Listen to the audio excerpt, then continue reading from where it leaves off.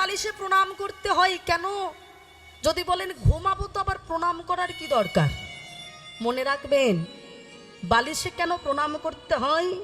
যদি বালিশে প্রণাম না করে শোই, তাহলে মনে রাখবেন ওটা জমের ঘরে মাথা দিয়ে শোয়া হলো। কেন? আমরা যখন ঘুমাই, আমরা তখন কি চেতন অবস্থায় থাকি বাবা? অচেতন অচেতন অবস্থায় থাকি। আমাদের ভিতরে ওই নিঃশ্বাস প্রশ্বাস একবার বেরোচ্ছে, একবার আসছে। হঠাৎ যদি বেরিয়ে গিয়ে যদি আর না আসে বেটা, কি করবেন তখন?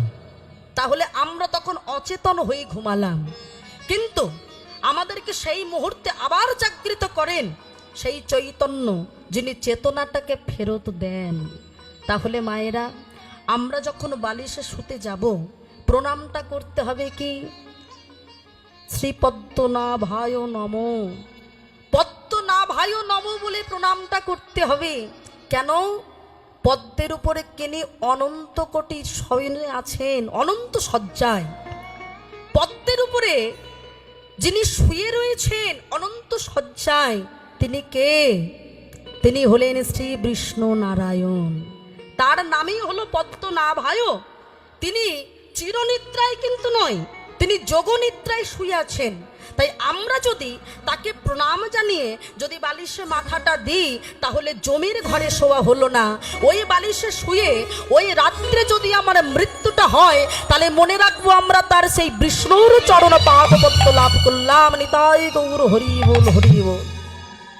হ্যাঁ, আমরা যদি ওই বালিশে শুয়ে বাবা শ্রী বিষ্ণুর চরণে প্রণাম জানিয়ে যদি আমাদের মৃত্যুটা হয়ে যায় রাত্রে, মনে করতে হবে আমরা যমলোকে আর গেলাম না। মা বলছে, শোনো, ভালো যদি স্বপ্ন দেখতে চাও, সুস্বপ্ন যদি দেখতে চাও, তাহলে তুমি প্রতিদিন প্রণাম করে বালিশে মাথাটা দিয়ে ঘুমাও।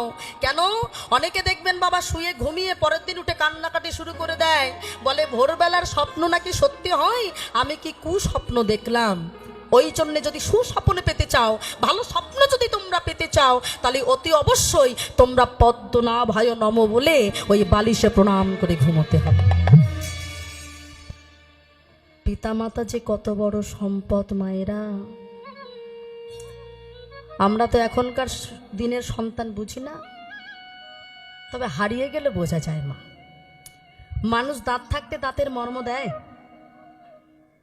আপনাদের একটা কথা তো আমার বলা হয়নি। আজকে আপনারা যে গৌরপ্রিয়াকে পেয়েছেন, আমার যে মায়ের জন্য, যে গর্ভধারিণী মা